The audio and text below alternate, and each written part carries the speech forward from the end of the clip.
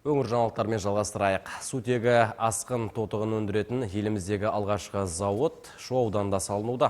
Құрылыс жұмыстары өткен жылы басталған. Қазір нысанда құрылысшылар мен техникалар тынымсыз еңбек етуде. Әріптесім Жібек Жолы экономикалық аймағындағы қарқынды жұмысты көріп қайтқан еді.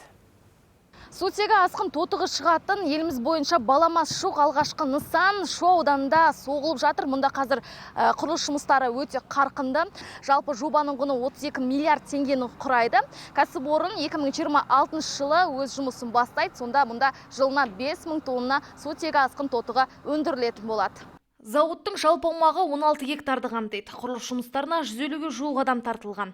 Кәсіпорыннан алдағы уақытта шығарылатын өнім ішкі нарықтан асып түседі. Осы негізде көршілес мемлекеттер экспортқа қызығушылық танытып үлгерген. Ең бастысы, бұндай завод Қазақстанда жоқ. Бұл бірінші завод.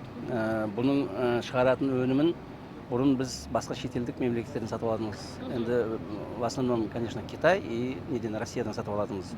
Енді ала бұйырса, бұл заводты басты не бойынша, басты мақсат бойынша, жоспар бойынша биыл тапсырамыз. Біздің завод продукциясына қызығып отырған елдер Россия, орталық Азияның елдері, одан Қытайдың өзі де бар.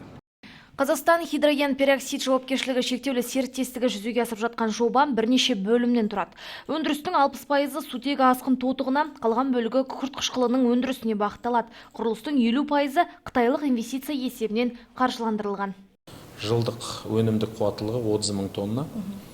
Олардың өнімдері металлургия саласында, химия саласында, киім, су тазалау салаларында қолданылатын болады. Технология Қытай Халық Республикасына келген технология. Технологиялық жабдықтары толықтай автоматтандырылған. Қазіргі таңда құрылыс монтаж жұмыстары мен технологиялық жабдықтарды жеткізу ісі қатар атқарылып жатыр. Нысанды 2026 жылдың желтоқсан айында пайдалануға беру жоспарланған. Назерке Тазабаева, Байғани Бүркітбаев, Айқын ақпарат, арнайы Шу ауданынан.